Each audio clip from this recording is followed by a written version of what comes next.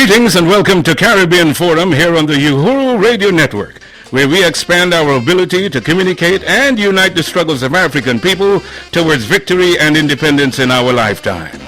I'm Ron Bob Semple, and here on the forum we'll examine issues that affect Caribbean and the Caribbean American nationals, both at home and across the diaspora. We'll bring you news, views, interviews, thought-provoking discussions, Caribbean theater of the mind, and of course, musical interludes.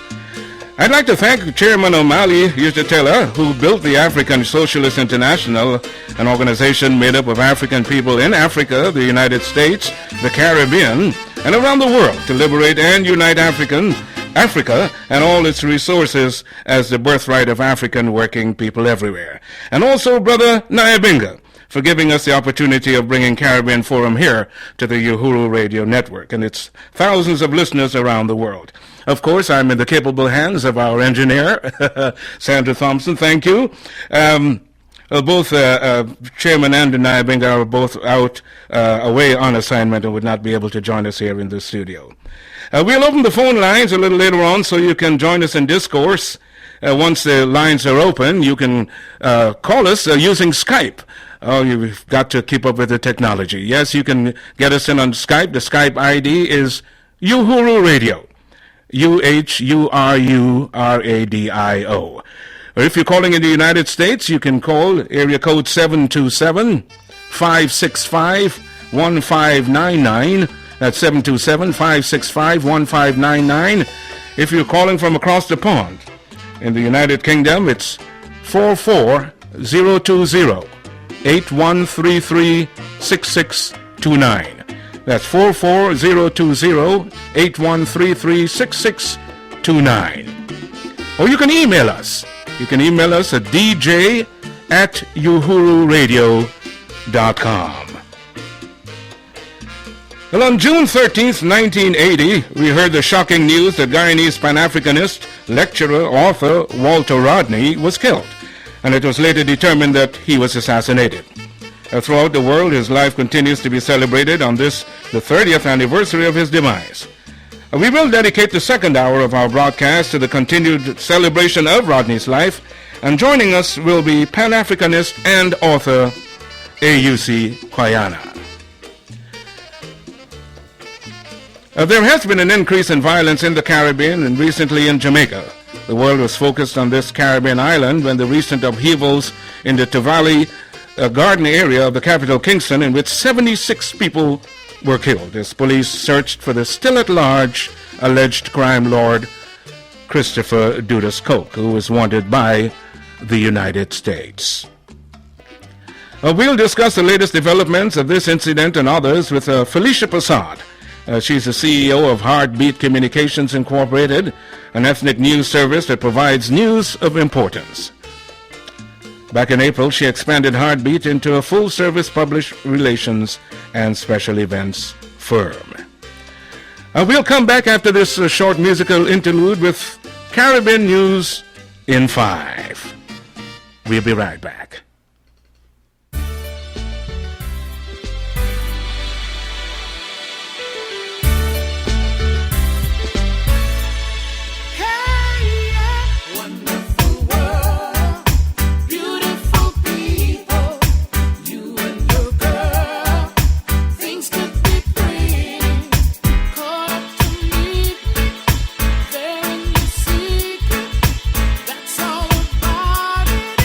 Can be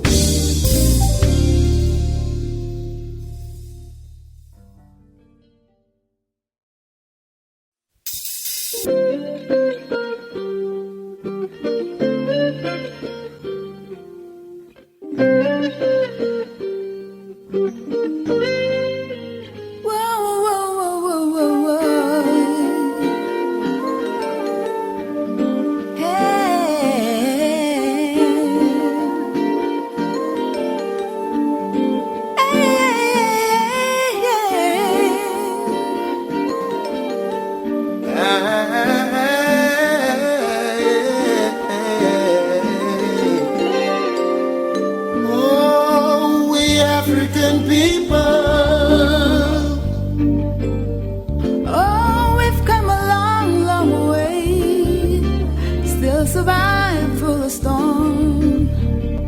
If we make it this far, we can go all the way back to the life we once shared. But shame, oh shame, how we start pumping drugs in the brain. Shame, oh shame, how we turn on each other again and again. When, oh when, do we stop finding someone to blame? Oh, maybe we're lost, but let's not lose ourselves. Let's live again, my African people. We've traveled oceans and seas.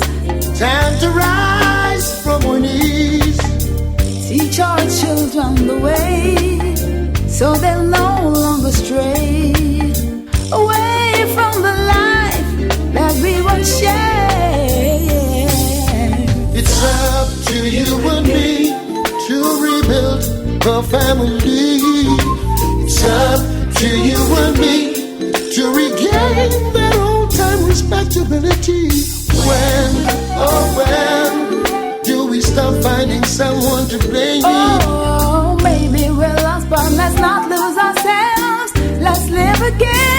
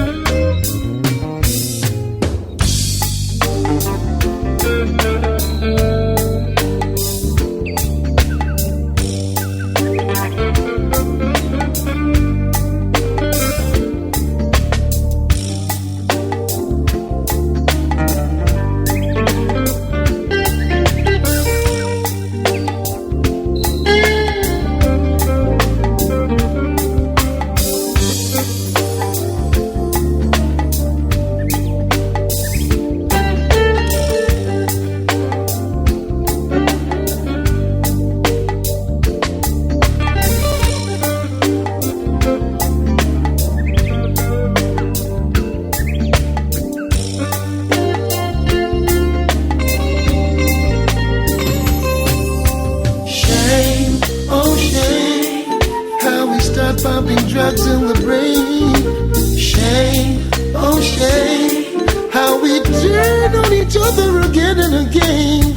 When, oh when, do we stop finding someone to blame? Oh, maybe we're lost, but let's not lose ourselves. Let's live again.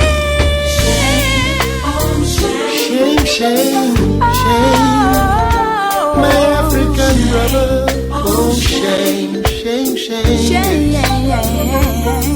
Get the family back together. African people.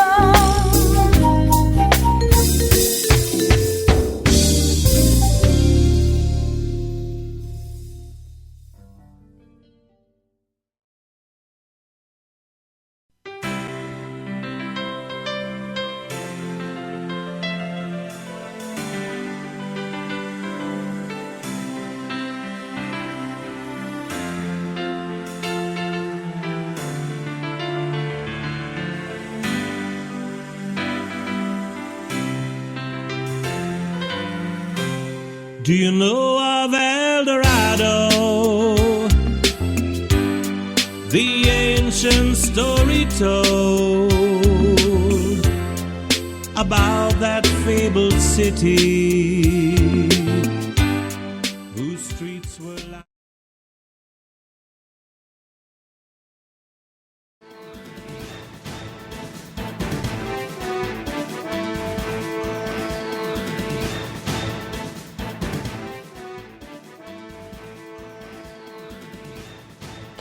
According to Secretary of State Hillary Clinton, the United States is committing $162 million this year to HIV/AIDS programs in the Caribbean. The United States will also be providing another $8 million for climate and energy programs and supporting innovative solutions through the Climate and Energy Partnership with the Americas. Statistics show that an estimated 240,000 people were living with HIV and AIDS in the Caribbean, Some 20,000 people were newly infected during 2008, and there were 12,000 deaths due to the AIDS virus. In the Bahamas, more than 2% of the adult population is living with the strain. Higher prevalence rates are found only in sub-Saharan Africa, making the Caribbean the second most affected region in the world. Half of adults living with the virus are women.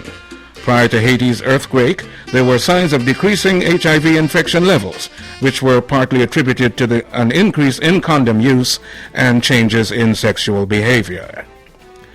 The international body in charge of rebuilding Haiti after January's devastating earthquake has begun distributing some of the $5 billion in aid promised by donors.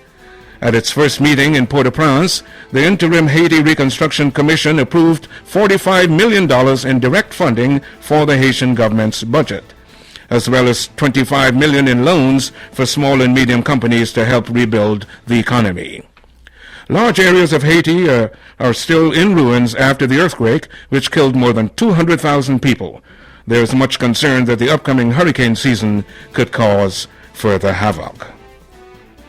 The Cayman Islands government is offering immunity from prosecution to overstayers and illegally employed non-residents. The offer is on condition that undocumented migrants leave the island during a designated period from July 1st to August 1st. Foreign workers make up about half of the Cayman labor force, but the economic slowdown has led to a significant drop in the number of work permits. According to Immigration Chief Linda Evans, illegal migrant workers were preventing natives from getting a job. Former Haitian Prime Minister and presidential candidate Marc-Louis Bazin has succumbed to cancer. Mr. Bazin served as finance minister under Jean-Claude Duvalier before leaving for exile in the 1980s. Bazin came up short for the presidency twice, most famously a 1990 landslide loss to populist priest Jean-Bertrand Aristide. A coup followed, and the generals who ousted Aristide made Bazin prime minister. He had the position for a year before resigning. Marc-Louis Bazin died at the age of 78. And out of Barbados, Caribbean Broadcasting Corporation Television, CBC-TV, has succeeded in shaking off the pirates after several tries. This has been accomplished through a new software encoding program that has made the company's subscription television invincible to the pirates' popular program-snatching tool, the Dreambox. In recent weeks, owners of these satellite, terrestrial, and cable digital television receivers have seen channels vanish one by one from their menus. The last straw was the disappearance of the local Channel 8 from the Dreamboxes. And now we turn to the world of sports. Most sports fans throughout the world are focused on the FIFA World Cup 2010, which is being played in South Africa. However, the West Indies cricket team will have to improve significantly if they are to preserve some degree of pride and prevent South Africa from winning the second test, which opened at Warner Park in Basseterre St. Kitts. South Africa won the toss and elected to bat.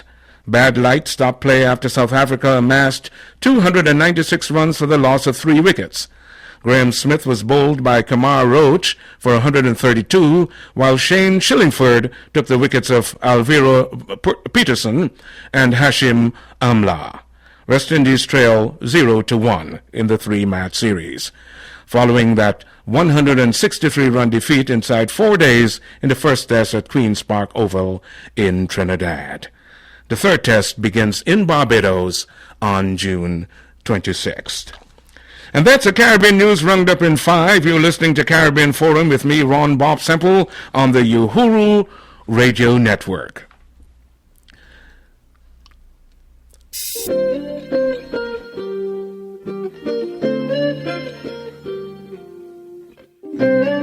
And if you need to get in touch with us, you can call us at area code 727-565-1599. If you're calling from the United Kingdom, it's 44020-8133-6629. You can try us using Skype, and the Skype ID is Uhuru Radio, UHURU Radio, and by email dj@uhururadio.com.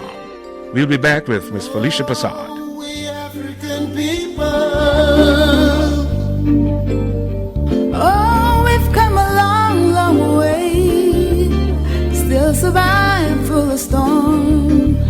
And if we make it this far, we can go all the way back to the life we once shared. But shame, oh shame, how we start pumping drugs in the Hi, Felicia. Yes, hi. Yeah, finally got through. Okay, just how we turn on each other again and again. Okay, cool. Oh, when do we stop finding someone to blame? Oh, maybe we're lost, but let's not lose ourselves. Let's live again, my African people. We've traveled oceans and seas. Time to rise from our knees. Teach our children the way, so they'll well, know. joining us on the telephone from the Big Apple is Felicia Passant. She is the CEO of Heartbeat Communications, an ethnic news service that provides news of importance. Felicia, good morning and welcome to Caribbean Forum, and this time on the Uhuru Radio Network. Well, a very good morning to you, Ron, and to all your listeners. It's such a pleasure to have you back on air and to be joining you. Well, it's a pleasure as usual, and I know when we get together, either on the air or in person, there is a lot of information that we can share with each other. Felicia, tell us a little bit about Heartbeat Communications and the full-service public relations that you provide. Well, definitely, Ron. We do provide ethnic public relations and advertising services to clients looking to target the ethnic community, ethnic markets, whether it's the African American, Caribbean American, or Hispanic market. We're definitely open for business. We continue to do so despite the economy. It's been very tough, but we're keeping afloat, trying to keep focus and stay in business.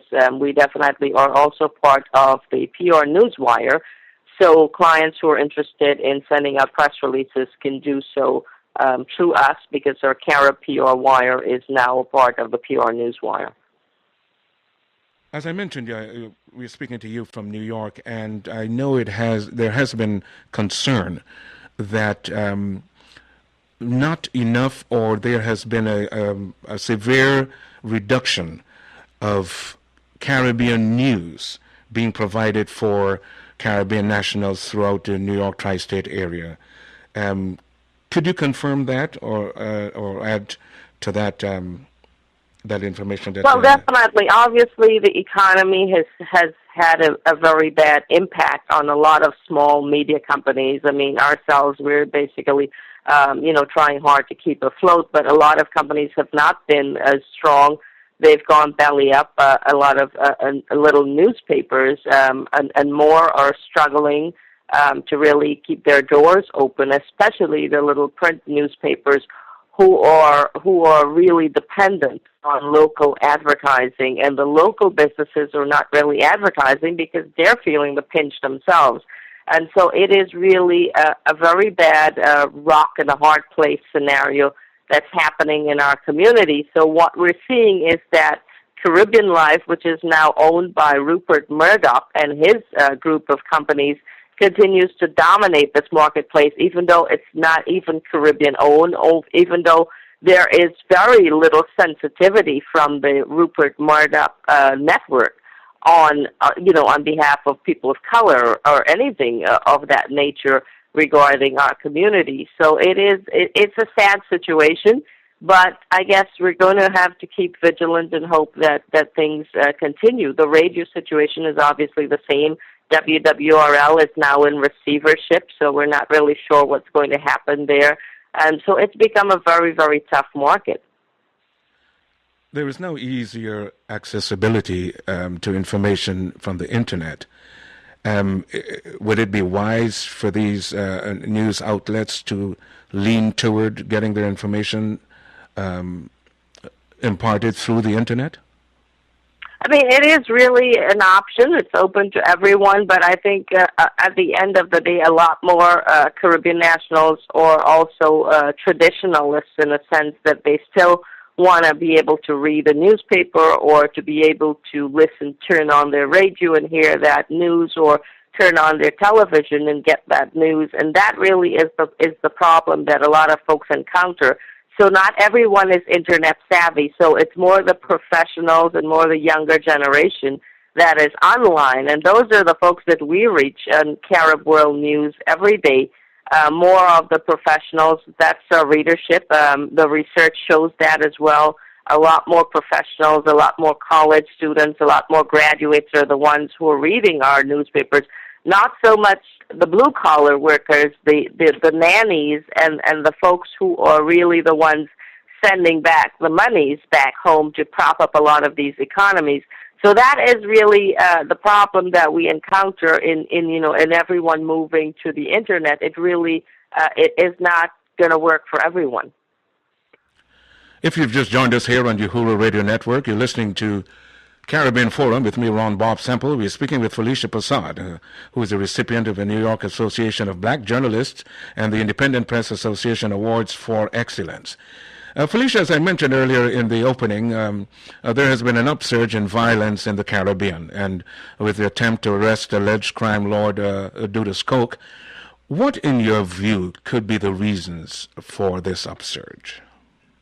Well, it really is a matter of drug trafficking, I think, that surge in the region. If you look back when President Bush was in office, he actually pulled back a lot of monies that was given to the Caribbean for security. We now see the Obama administration going in and giving money back to help with this crime fighting. But it's come a little too late, I think.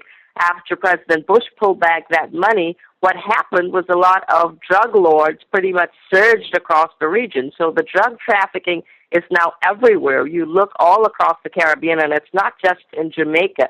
You look at situations in Guyana, and you have to wonder, when you look at the economy, you look at the inflation rate. I was just there. I just got back from Guyana, and I'm just astounded that the inflation rate is so high and people are making so little money on the books. But then you look around and you really don't see that poverty as much.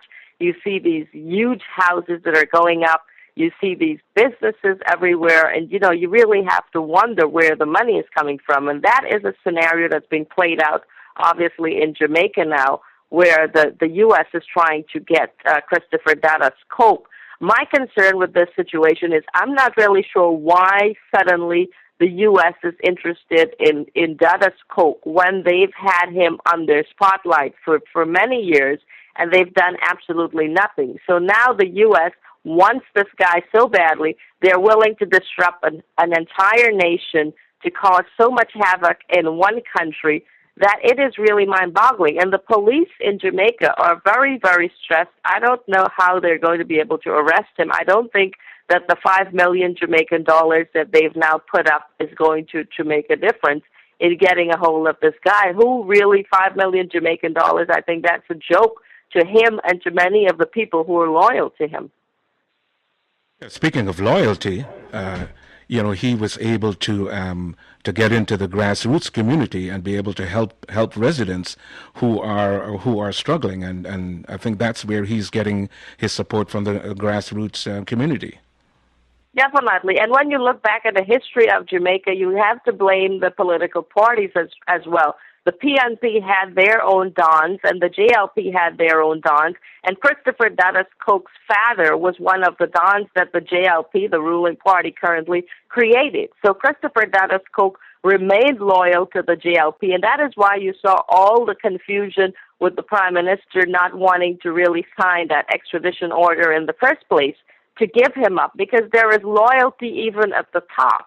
And the confusion that the Prime Minister created is of concern to many Jamaicans across the U.S. and across the world, because it's really embarrassed the country and put the country in a very, very dangerous situation, putting many innocent lives at risk. So now they've left the police out there really to do their job that they should have done in the first place in terms of signing the order and letting the U.S. take control of this guy. Now it's a matter of where in the world is Dada's Coke. Nobody seems to really know this.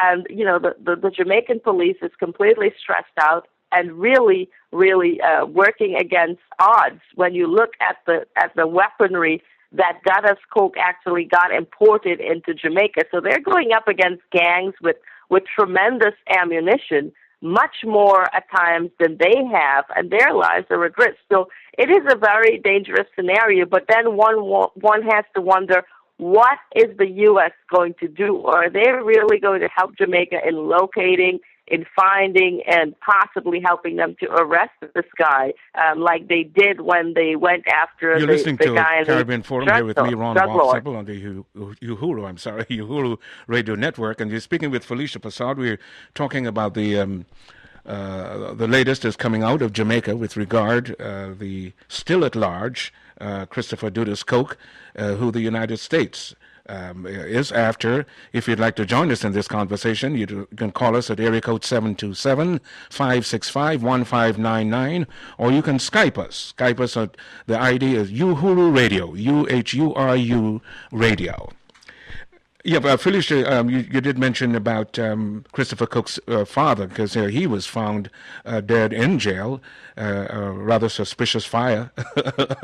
Definitely, and he was actually awaiting extradition. Here it is that as his well. son now is being sought after. What has this done to not just Jamaica and the grassroots community, but the Caribbean community at large, as far as the degree of violence that we are seeing and the involvement? Well, it definitely has really had an impact, according to the Caribbean Tourism Organization. It's had an impact on the wider Caribbean, because when people hear Jamaica, they don't just hear Jamaica, they also think Caribbean. And if you look at what was happening with a lot of news networks, that was the first thing that they were leading off with, violence in the Caribbean, and then they brought it down to Jamaica. So the wider Caribbean was also impacted by this, and I think that is one of the major issues that dominated when Caribbean leaders met with U.S. Secretary of State Hillary Clinton recently in Barbados, because it suddenly shot to the top of the agenda, the whole issue of drug trafficking in the region, because of Dada's Coke. So I think if you look at the positive, then he has actually put the spotlight on the Caribbean and really forced the U.S. in a way to really give more money to help in the drug trafficking. Is it a little too late?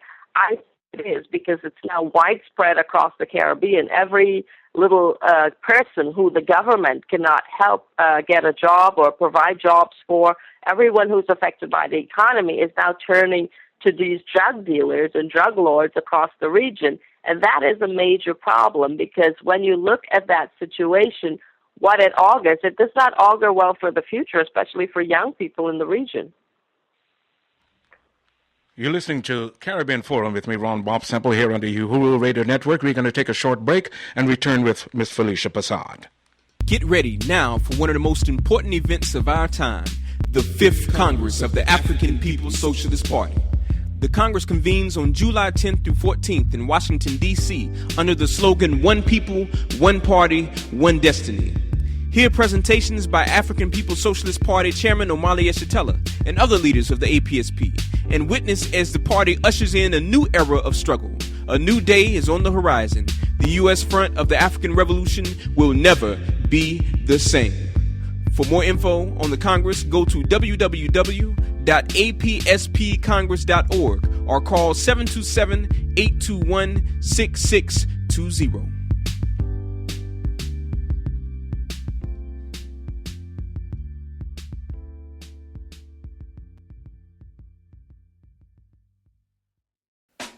Set sail with the Uhuru Movement and the African People's Socialist Party on December 12th through 18th for a 7-day cruise to Key West, Grand Cayman, and Ocho Rios, Jamaica, aboard the luxurious Carnival Freedom cruise ship. Special guests include our very own Chairman Omali Yeshitela, leader of the Uhuru Movement, and the very talented Ron Bob Semple, creator of The Spirit of Marcus Garvey, a one-man show in which Semple delivers an uncanny exactness of the legendary Garvey, transporting the onlooker back to the time of the revolutionary spirit that gave birth to the African Socialist International. Cabin prices are from $519 per person. Double occupancy and deposits start as low as $50 today, $250 by July 12th. For more information, please visit our website at uhurulegacycruise.com. That's uhurulegacycruise.com. Book your room today with Tanya's Travel by calling 352-232-2131 or by email at tanyastravel@bellsouth.net. We hope you all can set sail with us on the ship named for our struggle, freedom, Uhuru. Yes, I'm certainly looking forward to that cruise in December 12th through the 16th, the Legacy of Garvey cruise. And we're going to have a wonderful time going to Key West, to Cayman, to Ocho Rios. So please, contact us, contact the Uhuru. You can get further information through the Uhuru website. And book your passage early. Book your passage early.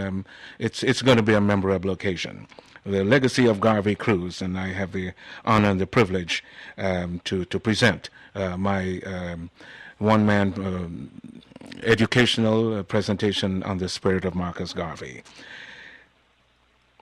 We're back with Felicia Passard, who's chatting with us from New York about the current situation in Jamaica. And as I mentioned, she is the CEO of Heartbeat Communications. What's hot in the news other than what's happening in Jamaica right now, Felicia? Well, definitely there is the whole situation of Haiti, and the focus is really of concern to the Haitian diaspora, is that while we're seeing and hearing a lot of talk of aid for Haiti, a lot of the diaspora and a lot of Haitians themselves on the ground in Haiti are not even being consulted, especially regards the cultural nuances in this rebuilding effort. So what we're seeing is that with a hurricane season, 1.5 million people remain homeless, living in tent cities, while there is continued just talk about giving aid to Haiti. And that really is very sad, because when you look at it, 1.5 million people could be at risk for another natural disaster if they're not really put into permanent and semi-permanent homes before this hurricane hits the region. It's going to be frightening if the authorities are right about their prediction of what this hurricane season could be like. It definitely is. And also the UN is coming out and saying that they're very concerned about the slow process in which lands are being allocated to actually build these semi-permanent homes to help these poor Haitians. Meanwhile, you have President Clinton at the helm of this, another concern to a lot of Haitians, because President Clinton is no longer the president of the U.S. He's also been having a lot of issues personally, and there is concern that the money could be could help, could cause a lot of corruption, because a lot of concern is about the corruption in Haiti at the top, and the aid itself is not being allowed to trickle down to the people who are really in need of the aid. Because when you talk about distributing $5 billion, which were promised by donors, there's a lot of room for diversion of these funds into the hands of those who are not worthy of it. Oh, absolutely. And Haiti has a history of that. It has definitely a history of that. The other issue is that when we talk about $5 billion, Ron, remember that a lot of donors only pledged the money. A lot of them have yet to deliver on that money, and that is also a concern of a lot of humanitarian organizations.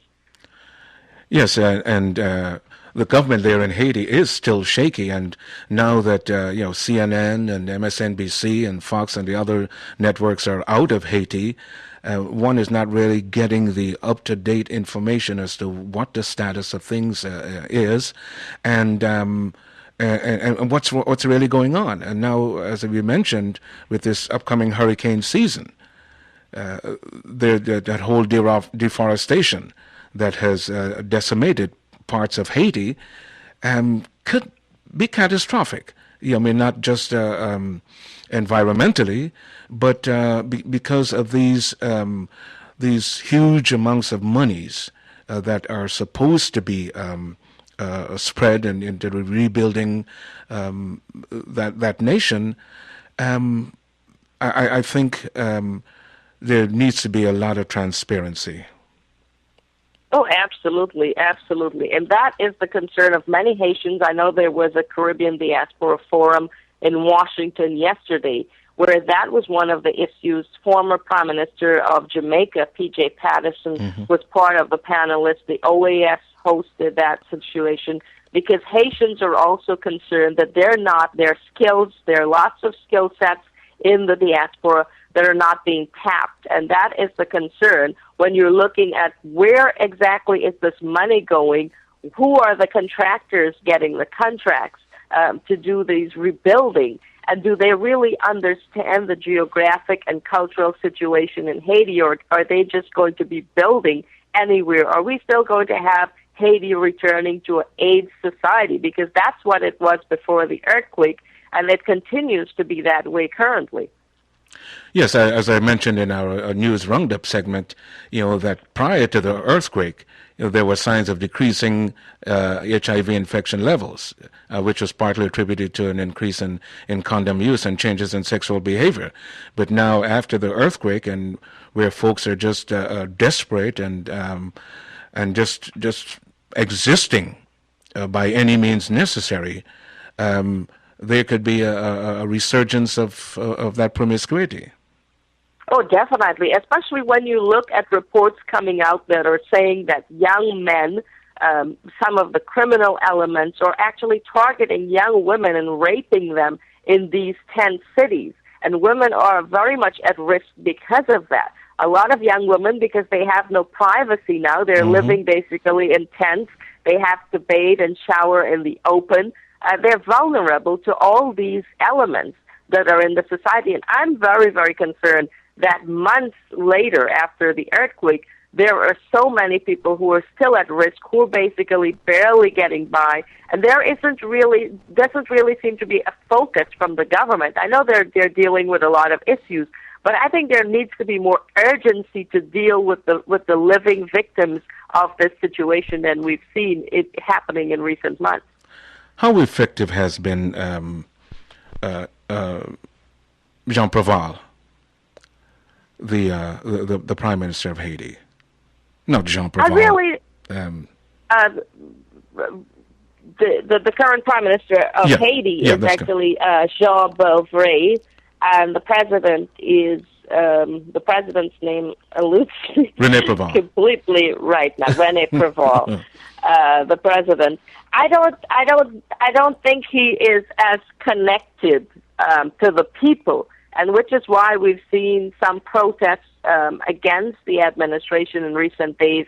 Some people also calling for elections so that they can have a fresh start, real leadership to really deal with this, because I don't think he has shown much leadership. The leadership has basically come from the U.S. and former President Clinton, who has pretty much taken over this whole rebuilding effort in a way, and that's what Haitians are seeing, and that is what they're angry about, because they're really not seeing that leadership coming from the government. President George Bush doesn't seem to be a part of the equation anymore. Well, I mean, one is not surprised by that.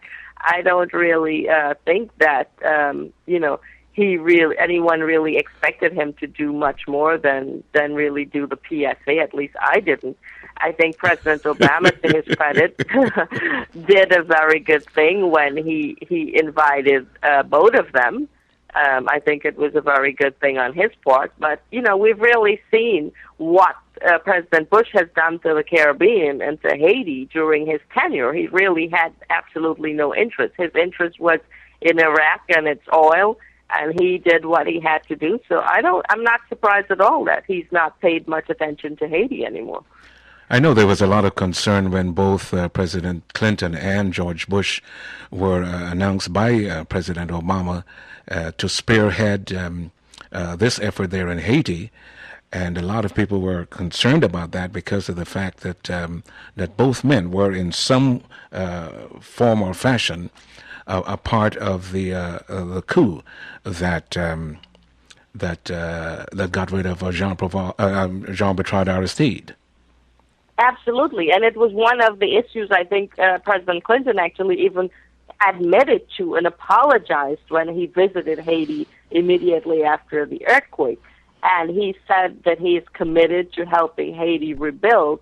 Well, a lot of Haitians are saying, listen, if you are that committed, then how come you're not even talking to us? How come we're not even a part of the equation? How come many of our architects, our doctors, our people who really have knowledge are not being consulted on this? And exactly what is this rebuilding plan that you have in place when months into it, people are still actually out of homes, out of jobs, basically just really doing just the basic to get by in this really tough time.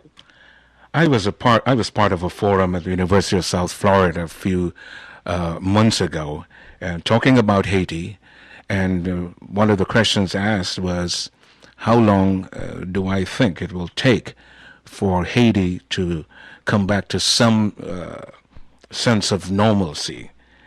And I immediately responded, maybe in about 20 years.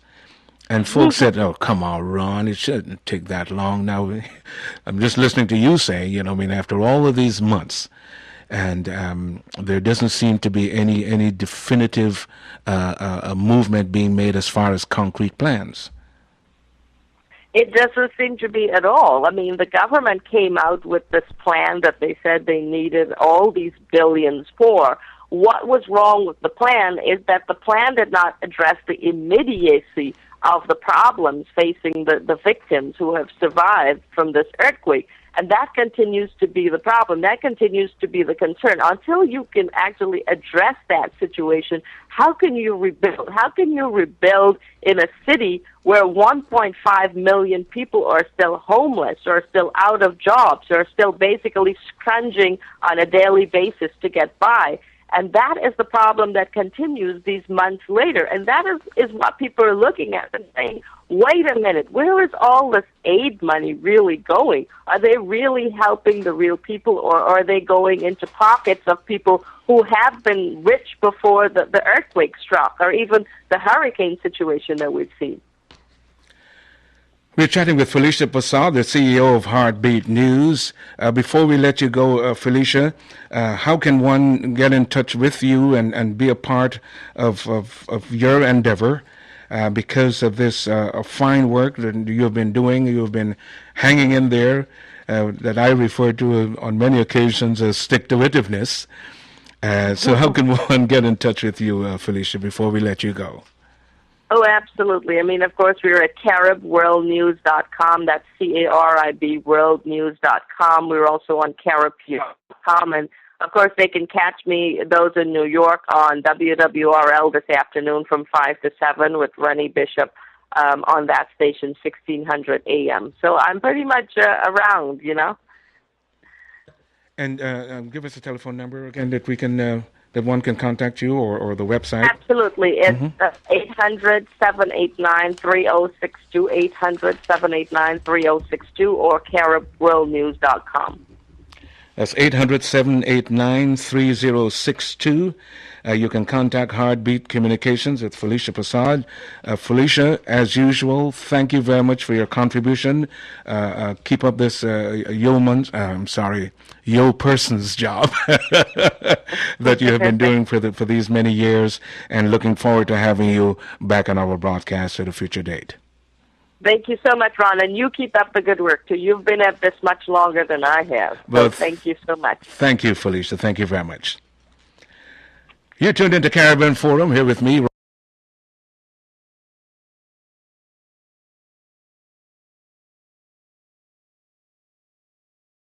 and I'm having fun. If you'd like to call us and share your views or ideas and suggestions, please feel free to do so. You can call us at area code 727-565-1599.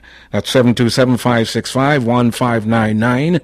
Or if you're calling from across the pond in the United Kingdom, it's 44020-8133-6629. Or you can Skype us at Uhuru Radio, UHURU Radio. The bill is on us. Or you can email us at dj@uhururadio.com. Well, today on this initial broadcast, June 19th, is also Juneteenth. But what is Juneteenth? Juneteenth is the oldest known celebration of the ending of slavery. Dating back to 1865, it was on June 19th that the Union soldiers, led by Major General Gordon Granger, landed at Galveston, Texas, with news that the war had ended and that all slaves were now free. This was 2.5 years after President Lincoln's Emancipation Proclamation, which had become official on January 1st, 1863. The Emancipation Proclamation had little impact on the Texans due to the minimal number of Union troops to enforce the new executive order. However, with the surrender of General Lee in April of 1865 and the arrival of General Granger's regiment, the forces were finally strong enough to influence and overcome the resistance.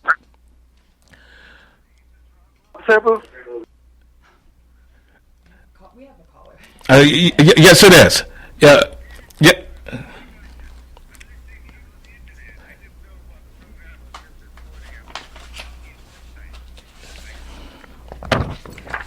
Okay, let me have your name again, please. I missed it. Oh, you're Mike. How are you doing, Mike? Welcome to the program. And where are you calling from, Mike? Okay, fine.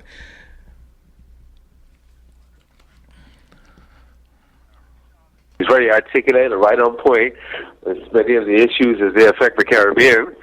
And I wasn't aware of her activities before, but your program this morning certainly made me aware of her now. And I've been enjoying the music, and I'm waiting for the upcoming feature with Walter Rodney and UC Quiana. Absolutely. We'll be celebrating the 30th anniversary of his demise and his life in the second hour. But Mike, as I have you on the phone, what has been troubling you personally with the developments throughout the Caribbean, be it the violence, be it the tourism, etc.? Well, if I were to come to the Caribbean, I think for me, it's the state of CARICOM, the so-called CARICOM community. There's a certain lack of activity in the proper direction. And I think that bothers me more than anything else. When it comes to social life and criminal activities, those are some endemic problems, the solutions for which would engage the entire peoples of the Caribbean. It's not something that can be left up to just the governments of the Caribbean. And there's got to be a lot of help and support coming from the more developed countries. But do you feel that the governments in the Caribbean are making a concerted effort to minimize things like violence? In some instances, yes, but it is, as we say here in the United States, it is what it is. There's so much they can do. And they're fully aware, more than anyone else, of the extent of their power or the limits of their power. So I don't particularly put, when it comes to solving this situation, I don't think they are fully equipped with the tools, or do they have the necessary resources. I know throughout the world right now, especially here in the United States, there's a lot of concern, a lot of talk about the Gulf of Mexico situation with the oil that is just spilling and spewing every day. And there's also concern that with this upcoming hurricane season, that even places like Cuba could be affected by by this oil, because I know there is concern. I did read an article a couple of days ago that the oil is about, well, of course, it's just about 160 miles. Cuba is just about 90 miles off the coast of Florida. And there is concern that Cuba and the Caribbean and the Cayman Islands and Jamaica could all be affected. Well, how concerned should one be? One has to be concerned. This is an ecological disaster of no mean proportion, and certainly with the upcoming incidents and hurricane possibilities, one has to be very much aware and be attuned to any further damage that can occur as a result. So I am also keen about the situation and am looking, and hopefully in this instance not expecting worse. But if I may say this, there's been a lot of comment of President Obama being able to get out of BP $20 billion. For some people, it seems as though that's a squeeze on big business or a scare of big business, but or strong arm tactics. In my view, I think that's probably a low sum, compared to what has happened, and there needs to be the situation where of deterrence. Companies must know what will be required of them, what will be involved when they initiate or cause ecological disaster. One has got to remember, Mike, that BP made a profit of about $6 billion in the first quarter of this year. That too. So this is more to me. I'd rather see this as a slap on the wrist. A slap on the wrist from BP, and they need to be pulled. More should be expected of them, and more should be demanded of them in this instance. Well, I think there are many people who maybe I don't like the use of this word. I'm going to use it, rejoicing of the fact that the CEO will now be handing over the daily workings of BP, because he was not very impressive. Not impressive, not only when he testified before Congress, but the statements that he had made prior. The fact that he wants his life back. So with him being out of the picture, we don't know the ramifications behind that, as whether he's been released or he willingly stepped down. But what was your reaction when you heard that? Well, I would expect him to have been gone a long time ago. He has certainly not acted in the way I would have expected, and somebody in his position, and bearing in mind what the results of the company's actions. And as far as I was concerned, they should have removed him a long time ago. He was cynical to the extent that if you look at some of the advertisements, they came over sounding like public announcements. Was BP doing this great thing for the ecology and the environment? Most absurd situation, which he initiated at BP. For that alone, you should be able to take it off the scene. Well, Mike, thank you very much for listening in and continue listening. I know you're looking forward to our segment where we're chatting about Walter Rodney and celebrating Good. I look forward his to life. That. Okay, my brother, thank you very much. Thank you very much, and you're doing a great job, Ron. Thank you, my brother. Bye-bye. And before the hour, we just got an email in from one of our producers here at the Uhuru Radio Network, Brother Nyabinga. And please permit me to read to you his email. It says, Uhuru, I appreciate this great new program on Uhuru Radio. I think we cannot expect Clinton, Bush, Obama, or the U.S. government in general to do anything for Haiti. It is a parasitic country that acts only in a self-serving way, which includes a long history of attacking and pillaging Haiti. I think Haiti's future is tied to the future of Africans everywhere else around the world, and it will be the responsibility of African people to defend our brothers and sisters in Haiti. Again, I appreciate this great show and want to say welcome to my brother Ron Bob Semple to Uhuru Radio. I look forward to the continuing broadcast of this great program. Thank you very much, my brother Nyabinga, and it's now the top of the hour, and we'll be right back as we continue the celebration of the life of Walter Anthony Rodney.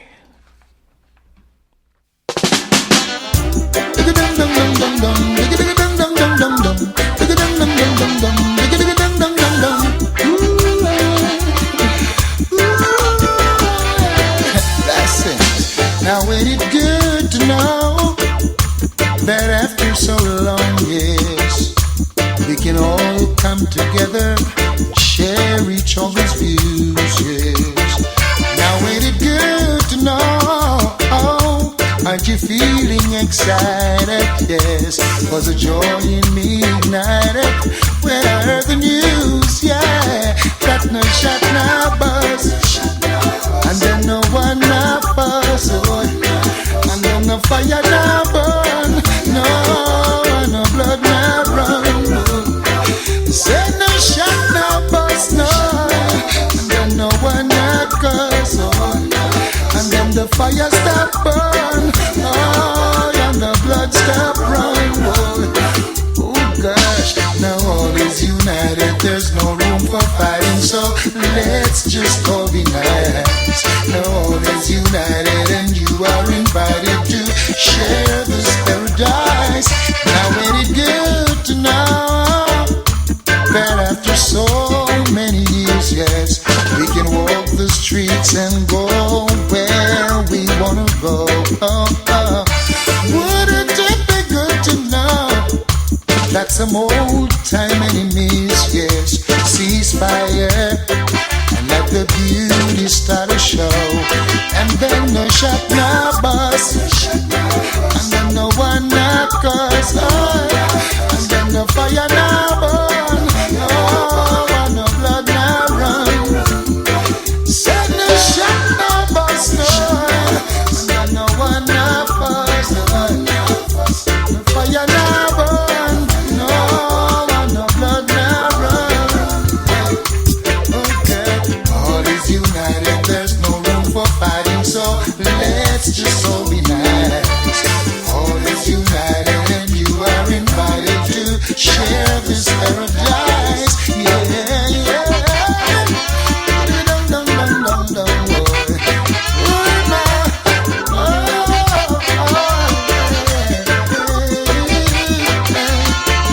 now ain't it good to know that after so long we can come together and share each other's views, yeah. Wouldn't it be good to know that some old time enemies, yes, cease fire and let the beauty start a show, and then no shot, no bus, and then no one, no fuss, oh, and then no fire, no burn, oh, and no blood, no run. Say no shot, no bus, no, and then no one, no curse, and then no fire, no burn, oh, and no blood, no run. Say no shot, no bus, no, and no one, no fuss. Me say the fire stop burn, oh, and the blood stop run. Say no shot, no bus, no one, no fuss. Oh, and the fire stop burning, the blood stop run. Well, welcome back to Caribbean Forum with me, Ron Bob Semple, here on the Uhuru Radio Network. Yes, the sounds of Mr. Beres Hammond.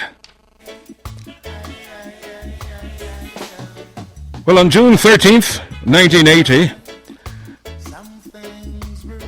we've heard the shocking news that Guyanese Pan-Africanist, lecturer, author Walter Rodney was killed, and it was later determined that he was assassinated. Well, Walter Rodney was born in Georgetown, Guyana on March 23, 1942. He was a working-class family. His father was a tailor and his mother a seamstress. After attending primary school, he won an open exhibition scholarship to attend Queen's College as one of the early working-class beneficiaries of concessions made in the field of education by the ruling class in Guyana to the new nationalism that gripped the country in the early 1950s. But while at Queen's College, young Rodney excelled academically as well as in the fields of athletics and debating. In 1960, he won an open scholarship to further his studies at the University of the West Indies in Jamaica. He graduated with a first-class honors degree in history in 1963. He won an open scholarship to the School of Oriental and African Studies in London. In 1966, at the age of 24, he was awarded a PhD with honors in African history. Well, as I mentioned, that the celebration continues throughout the world, and the 30th anniversary of the demise of Walter Rodney. Events were held in London, in New York last weekend, and also last weekend in Guyana. There was a commemorative service, and I'd just like to share with you an excerpt of a lecture that was shared with the audience by Professor David Hines, who is now a professor at the University of Arizona, who spent a lot of time with Walter Rodney and who has written quite a few books based on Walter Rodney and his ideologies and his philosophies. So let's just listen to Professor David Hines as he expounds and he talks about his friend and his colleague Walter Rodney, who, as I mentioned, lost his life back on June 13th, 1980. Here is Professor David Hines. Dr. Being introduced. Hines, as many of you know, is a long-standing member of the WPA. He's had some very early terrible times, having been arrested and locked up for many years. So he has really cut his teeth, as many of the WPA members did in those days. He is currently teaching Caribbean and Africa Diaspora Studies at Arizona State University in the United States of America. That's very same Arizona that has these new laws that you have to present your passports, and perhaps he will tell us about that. He has published scholarly articles on race and ethnicity, Guyanese politics, and Walter Rodney. He has 2 forthcoming books, Ethnicity and Power Sharing in Guyana. I don't want to put a sidebar on that. And the Political History of Guyana, 1964 to 1992. He's currently working on a book on Walter Rodney and his years in Guyana. I presume his years, the latter years in Guyana, I presume, after he left and returned. So this afternoon I'd like to invite David, who we're always happy to have at home, to talk to us about what I think is the relationship he sees between the past and the present. Thank you.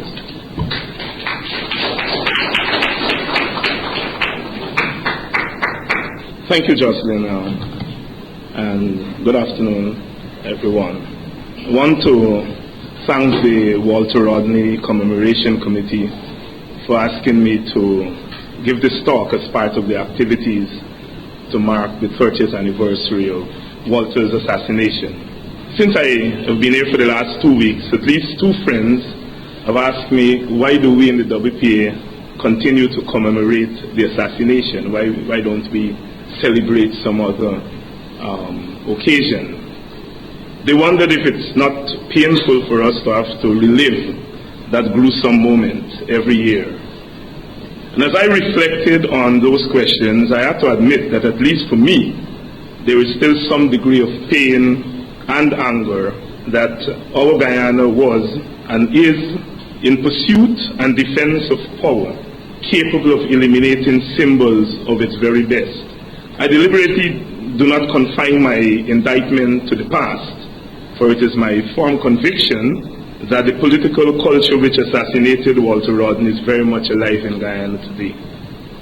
One of the poignant lessons of contemporary Guyanese politics is that a change of government and the formal end to dictatorship do not necessarily lead to a fundamental change of the political regime and the culture of dictatorship.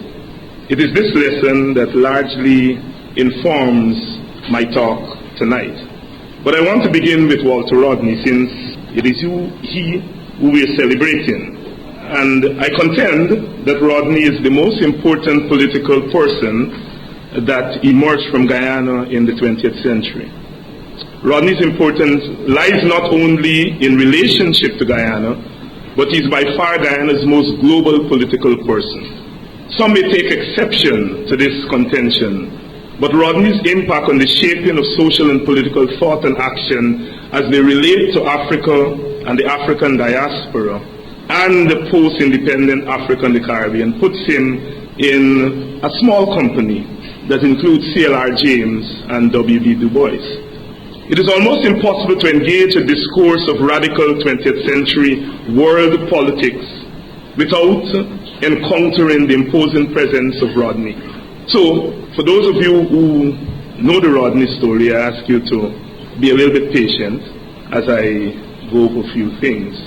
I want to use tonight's discourse to begin the process of breaking the silence of and about Walter Rodney in Guyana.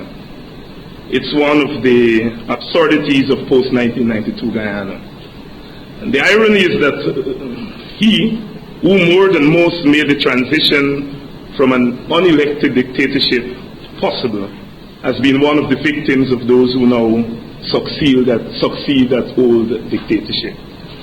I want to start with Walter Rodney and try to locate him in a larger context and then bring him forward to Guyana.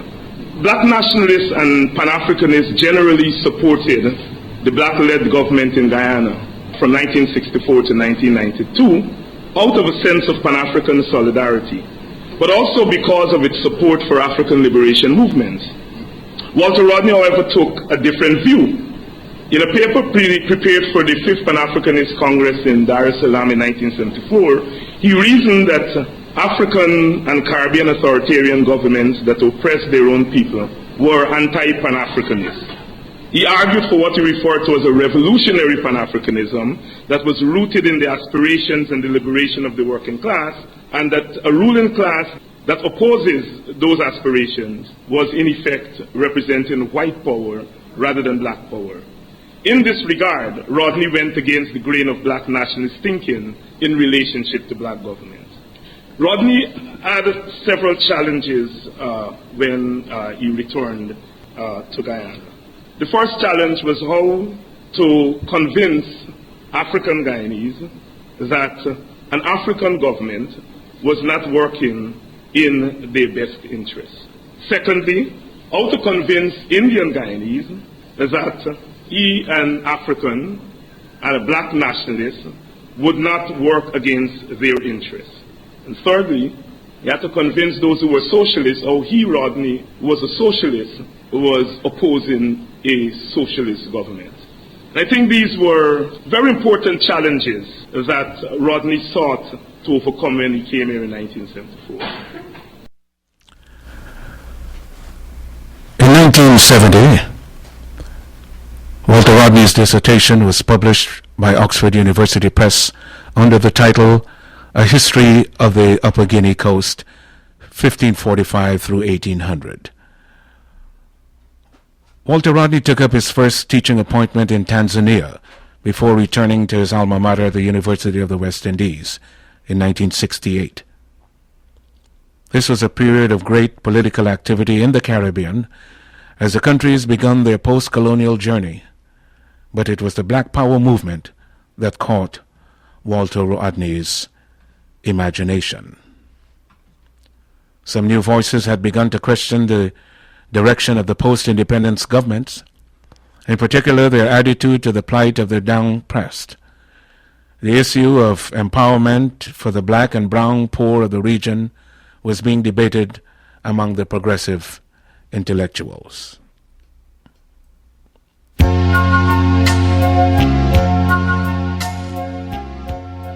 Walter, you're dead. Stay dead now.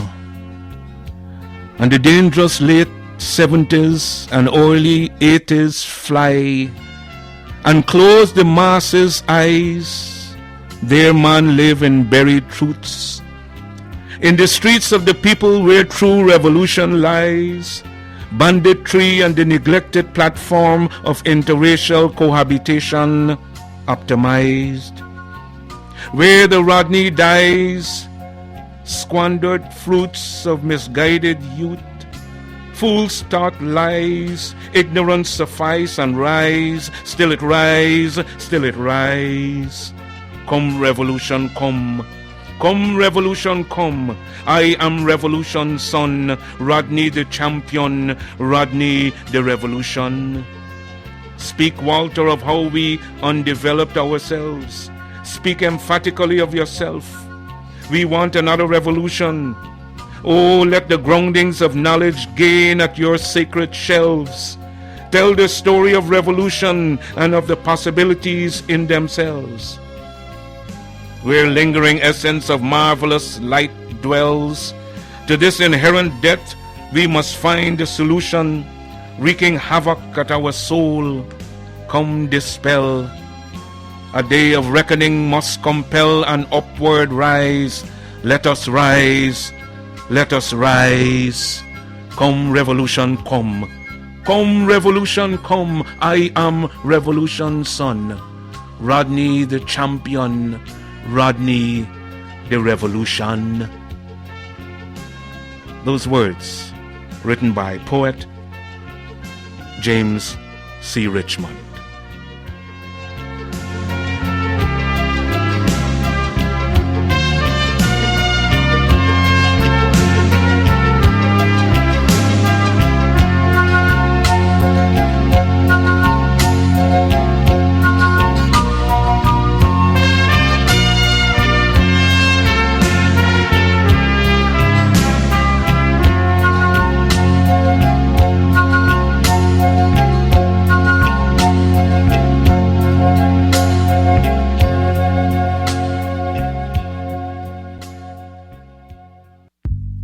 Get ready now for one of the most important events of our time, the 5th Congress of the African People's Socialist Party.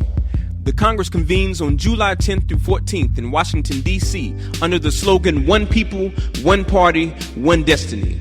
Hear presentations by African People's Socialist Party Chairman Omali Yeshitela and other leaders of the APSP, and witness as the party ushers in a new era of struggle. A new day is on the horizon. The U.S. front of the African Revolution will never be the same. For more info on the Congress, go to www.apspcongress.org or call 727-821-6620.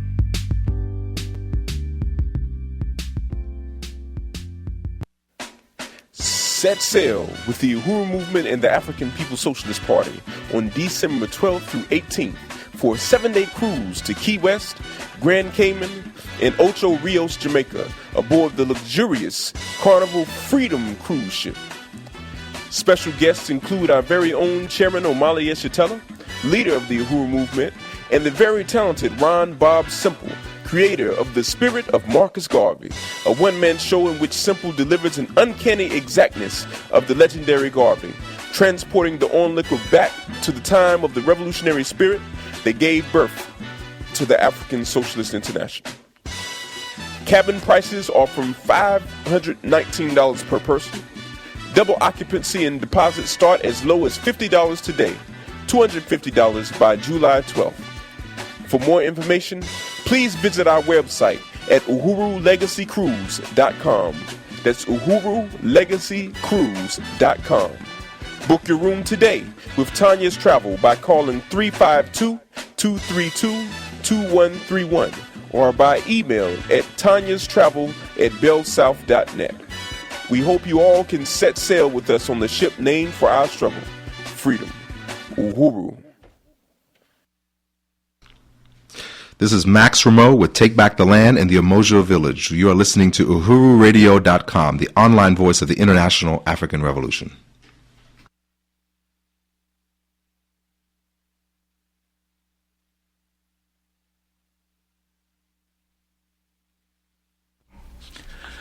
Welcome back to Caribbean Forum with me, Ron Bob Semple, here on the Uhuru Radio Network.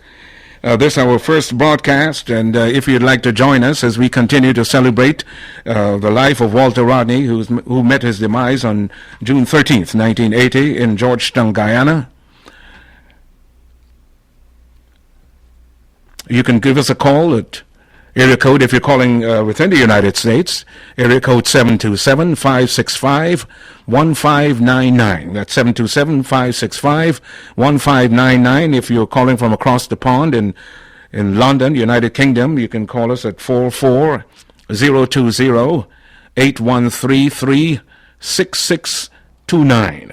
That's 44-020-8133-6629.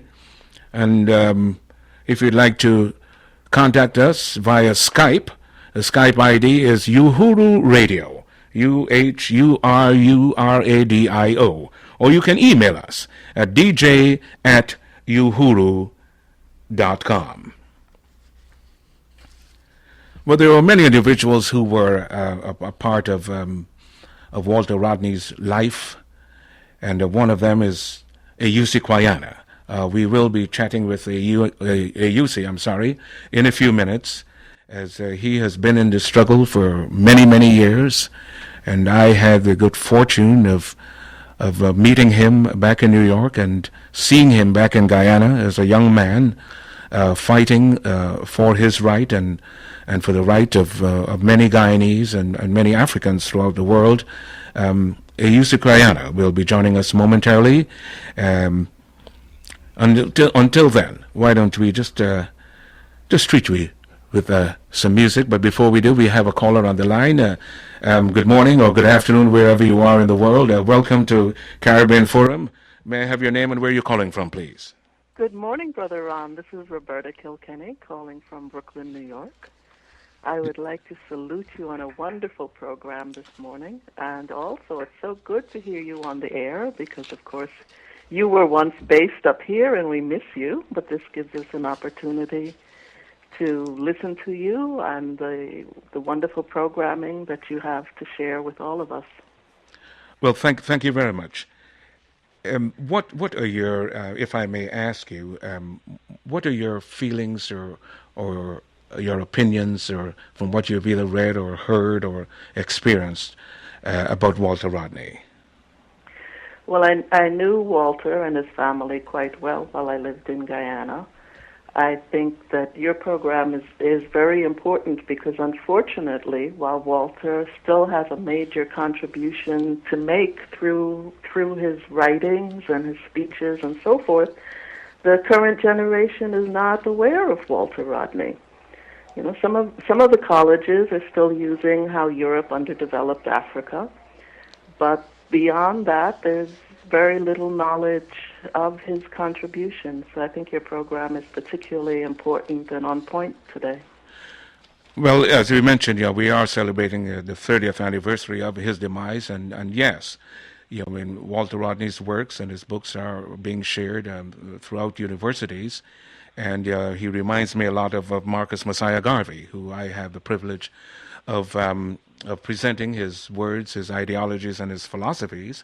In that, the words of Walter Rodney or his expressions are so viable today, and I think we should look back at his life and try to read as much as we can about Walter Rodney, and of course about Garvey and a lot of the heroes and sheroes who have made the path for many of us today.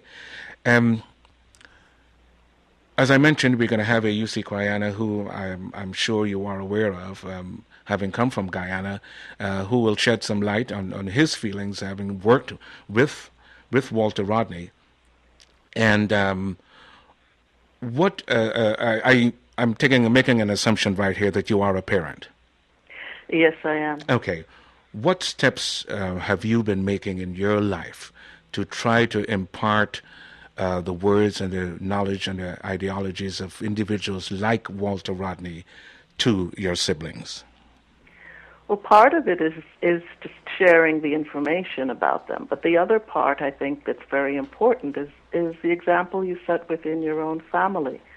My older son in particular, my eldest, was very privileged to know Walter. He called Walter Uncle Walter. And Walter set a very important example, I think, both for fathers, for husbands, and for members of the community, that we are a community. We're not just individuals or nuclear families. And I try to share that with my children. There are a number of people, including Brother AUC, who my children look up to and regard with great respect. And Brother AUC has set an important example for my children as someone who they can model themselves after and take guidance from. And I think that's very important in our community. You know, that there are too many times when we think that what we have accomplished, we've accomplished as individuals rather than understanding the sacrifices made by others, as well as the guidance that can be provided by the elders in our community. Well, we thank you very much. Thank you very much for your contribution. And we're going to set the stage for Brother Ayusi Kwayana. We'll just take a short break and keep listening. Thank you, Brother Ron. You're listening to Caribbean Forum with me, Ron Bob Semple, here on the Uhuru Radio Network.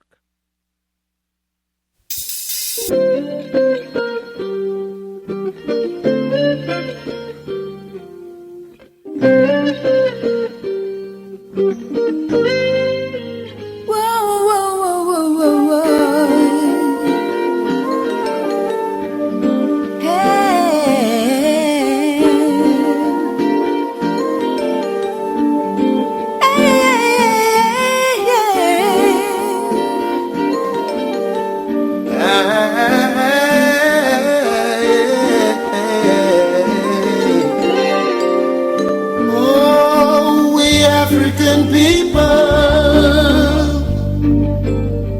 Oh, we've come a long, long way.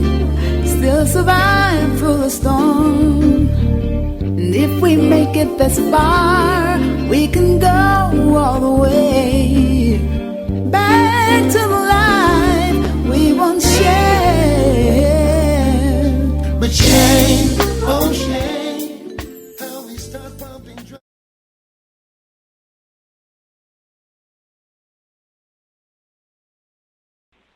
Welcome back to Caribbean Forum with me, Ron Bob Semple, here on the Uhuru Radio Network, as we continue the celebration of the 30th anniversary of the demise of Walter Rodney.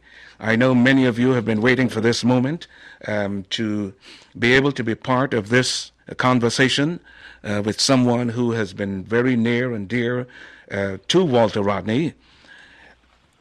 And when an objective political history of Guyana is written, historians will have to consider the body of creative work produced by our next guest, a poet, a playwright, a singer, and a lyricist. He wrote the lyrics for the songs of the People's Progressive Party, Old Fighting Men, the People's National Congress, the Battle Song, and the Working People's Alliance, the WPA People's Power. Ayusi Kwayana. He grew up in Buxton, east coast of Demerara. In this village, music had other purposes beyond entertainment. Folk songs such as Makatani, Itanami, Timberman, and Jayanigal are among his favorites. Please give an African welcome to our brother Pan-Africanist, Brother Ayusi Kwayana. Well, thank you very much. I respect to all of you listening. My brother, it is a pleasure once again to join you in conversation as we celebrate Walter Rodney's life throughout the world.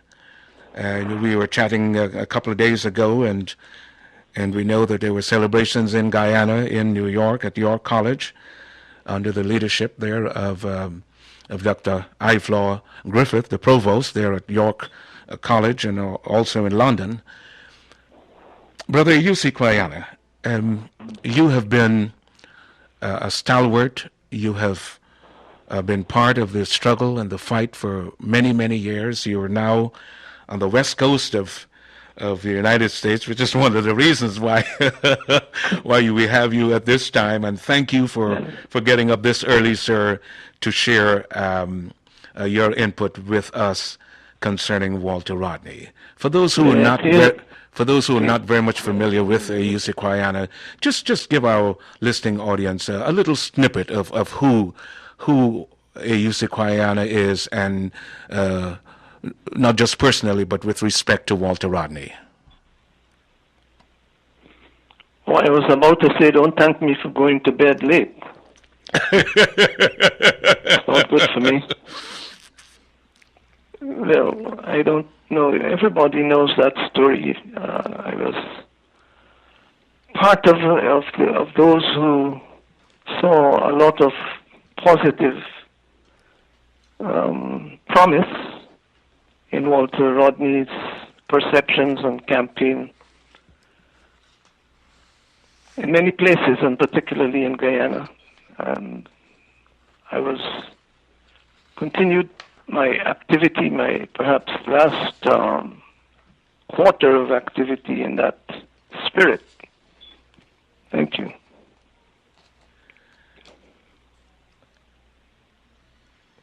When did you meet Walter Rodney, Brother Yussi, and under what circumstances did that occur?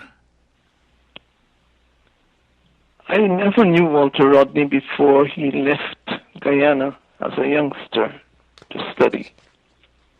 I may have seen the name in the papers, and of course I did if it was there, but I never knew him. I knew him, first of all, during the active period of ASTRIA, the African Society for Cultural Relations with Independent Africa, because whenever he came home on holiday, he would pay us a visit at the headquarters in 3rd Street, Georgetown, and I knew that he would also visit the PPP. I'm not his age group, I always tell people, don't ask me about his boyhood and student life and all of that. I don't know. I met him as a grown man, a father of a family, and a distinguished person internationally already. That's whom I met.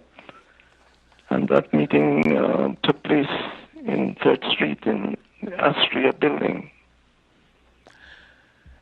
After you met... I remember once he came in and he looked around on the walls and he saw the slogan, "Learn, baby, learn," because we did a lot of teaching there.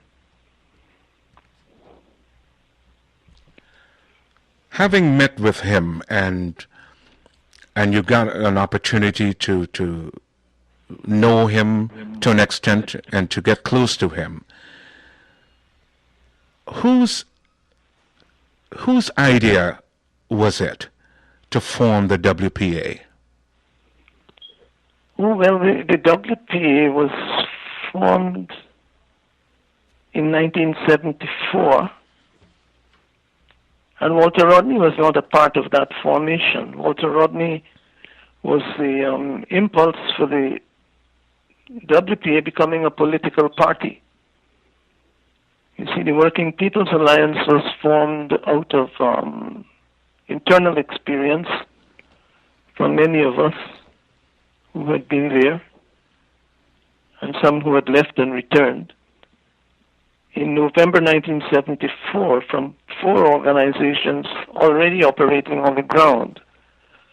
One was the Ratoon based on the University of Guyana. It had people like Clive Thomas and Benita Harris, and others were Josh Ramsamy and others. And they came into the Working People's Alliance from that platform. There was also the Working People's Vanguard Party, in which Brindley Ben, late Brindley Ben, was very active, one of the spearheads, and there was IPRA, the Indian Political Revolutionary Associates, and then there were Austria, all a bunch of rebels who had been against the old system of colonial domination and also of what was developing after independence within Guyana. So that was how the Working People's Alliance was formed in November 1974, and then Walter Rodney came home in 1974. I think his family came first, and then he came, and he looked around and decided that this was the group with which he would align himself and his efforts. When you said so that's how it happened. Yeah. When you said he came, I'm sorry. And I and Rup Narayan came in later because I think they were studying abroad or working abroad, yes, by then. When you said he came home, was that from Tanzania? It was from Tanzania, as I understand it, yes. June... That was his return to Guyana, the final return, as it turned out. Right. June 13th, 1980, was a dark day for many in Guyana's history. When you heard of the assassination of Walter Rodney, what was your immediate reaction? Oh, I don't know. It was devastating. I was in Buxton and I heard some brothers and sisters came up to let me know. I couldn't understand what they were saying. And then the pieces began to, the news began to take on more meaning, details, as we drove down to Georgetown and so on.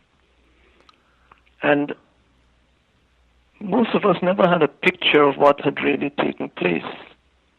We thought this bomb had been thrown into the car as he was driving, or somebody was driving. Turned out to be him.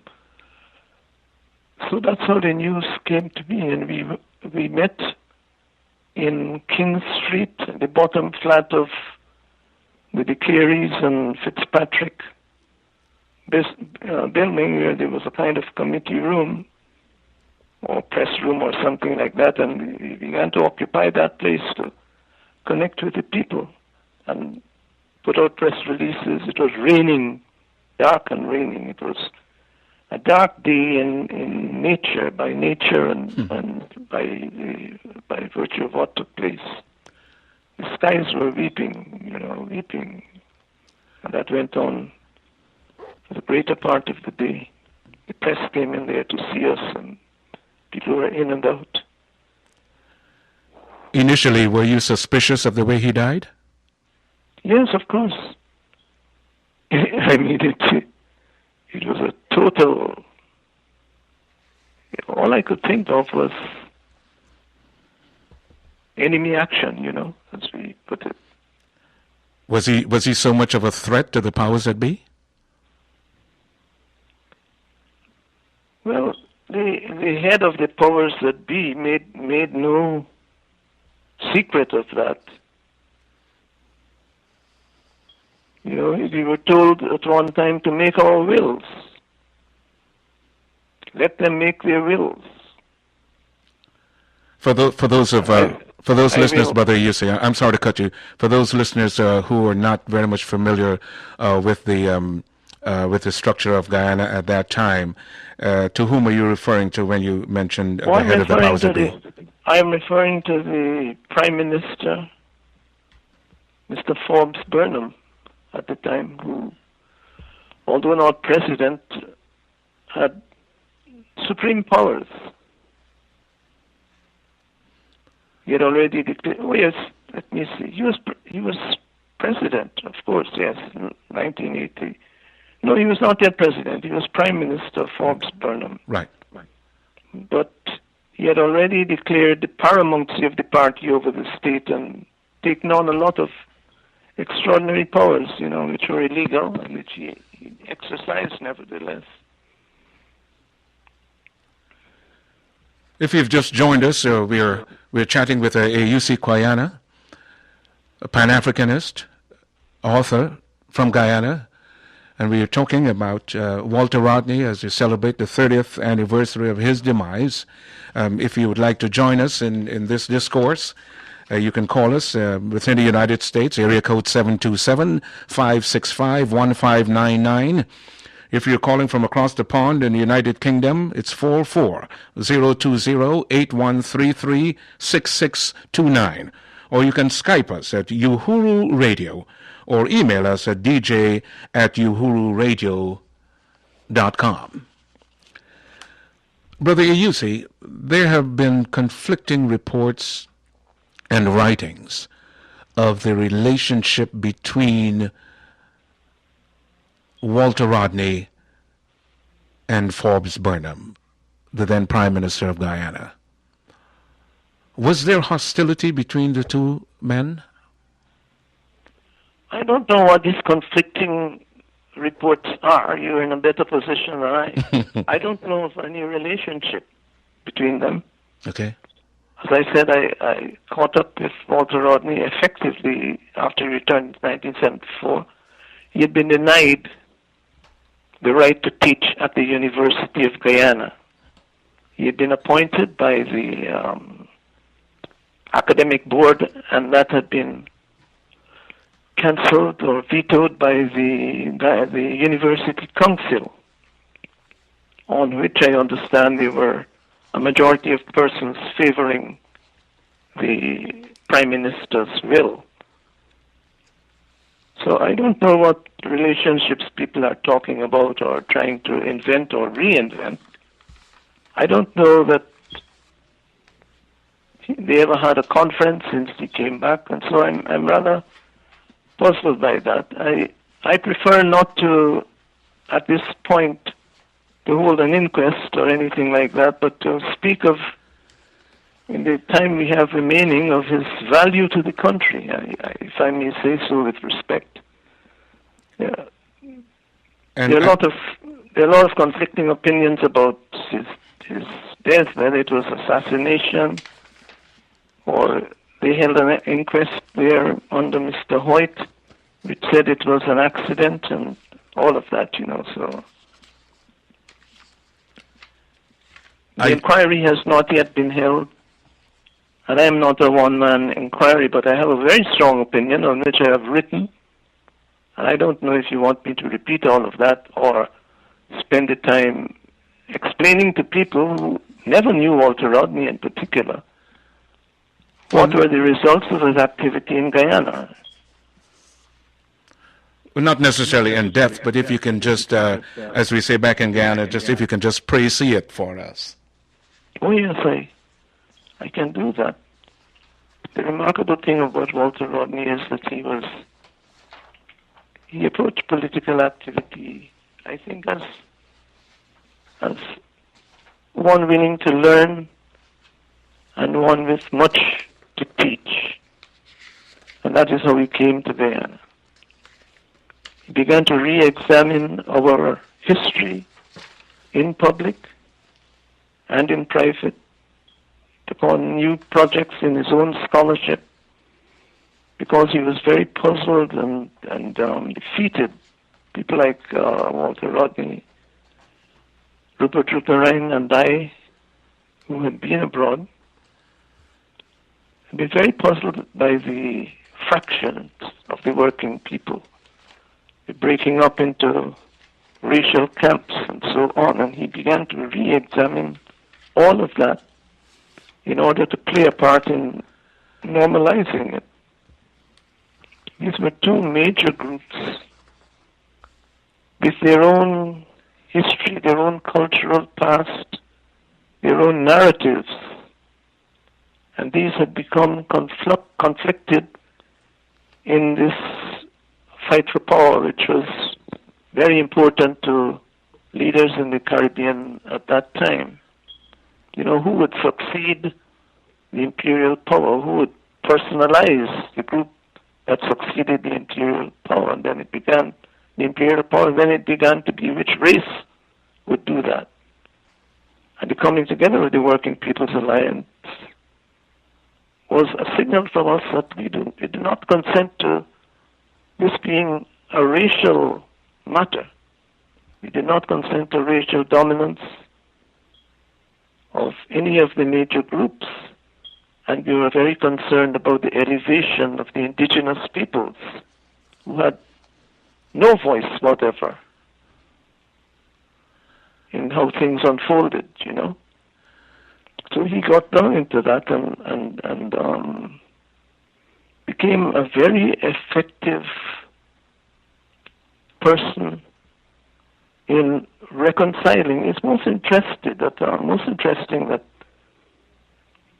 he was fighting the power which was taking more and more authority unto itself, and at the same time in that atmosphere a certain kind of unity was taking place among all classes and all substrata of Guyana, because here was a person with a lot of experience in the Caribbean and in Africa and in the world who was proclaiming a new way, a way of unity. The unity of the 50s, which was signalized by the victory of the People's Progressive Party in 1953, had been fractured bit by bit. And what was taking place now was a reassembly of the popular forces. And it was interesting that before Rodney came back and began to appear in public, the crowds at political meetings of the Working People's Alliance were for the first time representative of the Guyanese population as a whole. By that I mean all races, and not only all races, but people in the various races of various classes were feeling a new hope.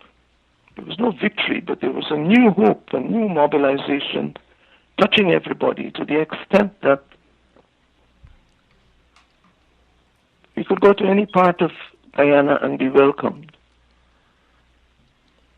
whatever the ethnic description of the population. Walter Rodney identified the deep-seated racial division in Guyana as the main barrier to forward movement and progress. Would you say that still exists in your native land 30 years after the death of Rodney? You mean the what? The racial divide. Oh yes, I think it does significantly. And things have happened in the meantime to aggravate it or make it worse, you know. Very, very ugly things have taken place. As an example, sir? As the example that got me here, if you want to know. I never had any intention of leaving Guyana, but people who were defeated in elections, let me go here first. Let me make this point first of all. Okay, sir. So that people can understand the real rooting of the Working People's Alliance. We were fighting to defeat a very, very avaricious political power in the country that left no space for the opposition, even an opposition supported by the overwhelming majority, as they have boasted in their own name, the 1st of August in the Chronicle, 2007, by the overwhelming majority of Indians, as they put it, in Guyana. That was a boast made by the government's people on the 1st of August, 2007. But at the same time, we aimed, and after Walter died, we continued our struggle. And were very effective. We had about 42 or 52 groups of the Working People's Alliance along the coast, you know. That was where we were. And if you look at the 1st of September 1981, when the regime beat up women on what we were calling the Walter Rodney Mall, because they were marching against the pressures of the cost of living and against apartheid, we made one march of it. And the police jumped down on the marchers and beat up the women, and many of them were leading women.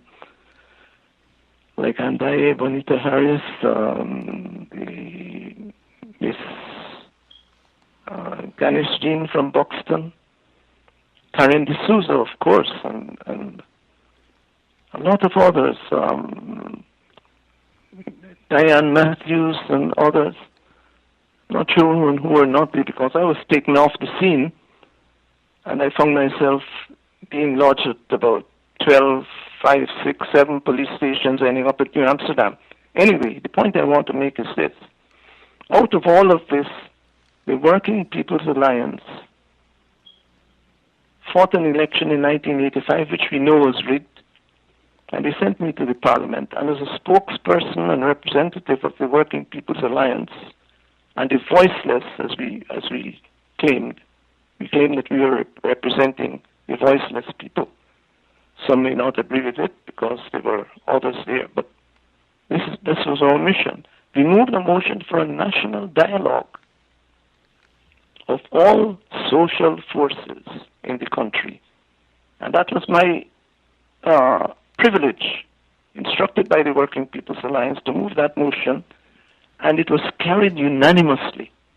Both the PPP and the People's National Congress voted for that motion because it made so much sense they could not say no. It was carried unanimously that there should be a national dialogue of all political parties and all social forces, including trade unions, women, everybody, to discuss the future of Guyana. And the points identified for that dialogue in the motion, which was held for 1 year before it was brought for debate, the points were electoral reform, local government elections, the rights of trade unions. Everything that was wrong was put into that motion. People forget that. WPA people included. And that motion was carried unanimously. In that way, WPA exercised the moral leadership. Yes, but Brother Ayusi, since the death of Walter Rodney, the WPA... That was after the death of Walter Rodney. Right, but my question to you is that since his death, the WPA did not seem to have a strong hold politically in Guyana. Why was that so? Quite right. Well, its political space was wiped out. You know, its political space was wiped out after fair and free elections came into play. People exploited normal rights in their own way, and, you know, a lot of people felt they were left out. The People's Progressive Party supporters, I believe, made a resolution to see their leader restored to what they saw as his rightful position. The PNC supporters voted in such a way as to restore their party to the place it once held illegally. And so the WPA was squeezed out. In the few minutes it went back to traditional support. In the few minutes we have left, Brother Ayusi, I'd just like to ask you just a couple more questions. George Lamming said in the foreword of Rodney's book, History of the Guyanese Working People, that it was his tireless opposition to this betrayal of a people which finally cost him his life. Do you agree? I fully agree. I fully agree and endorse that. And were he alive today, what do you think his reaction would be to what's happening in Guyana, Guyana's cohesion or lack thereof, which is also happening in places like Darfur or Venezuela, Latin America, Haiti? Well, we can speculate, but I don't think things would have gone the same way. I don't think things would have gone the same way. Because the whole way of approaching the 1992 elections might have been different. I don't know. These are things we can speculate about. You see, if we had had our way and the national dialogue was held, there would be no place for Jimmy Carter and all of that. But people forget, the point I wanted to make was that there was a possibility of a domestic solution before Jimmy Carter and his very beneficial organizations of fair and free elections have been brought in. So we don't know. That was a great change of the whole political equation.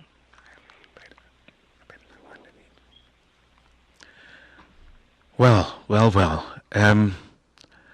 In a few words, could you tell us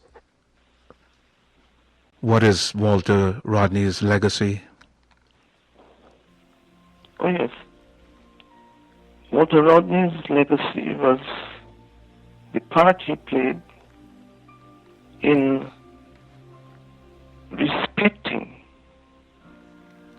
people for who they were, masses of people, classes of people. Although he was of the labor forces, an independent Marxist, and therefore of the left, when we say of the left, we mean with the working people and the poor farmers and housewives of the country. Nevertheless, Walter Rodney spent a lot of time organizing occupations, people who were engineers, who were in business, who were in religion. All of them benefited from his zeal. He worked with all of these separately, trade unions, lawyers, medical people. He worked with all of these separately at the time of the referendum. And his principle was organize or be left out. Well, thank you very much, Brother Yusi. Unfortunately, we have to wrap it up. Thank you very much, Brother Yusi Kwayana. It is the top of the hour, and as Walter Rodney emphasized, learn, baby, learn. And I'd just like to leave you with these closing words. Watch your thoughts. They become words. Watch your words. They become actions. Watch your actions. They become habits. Watch your habits. They become character. Watch your character, for it becomes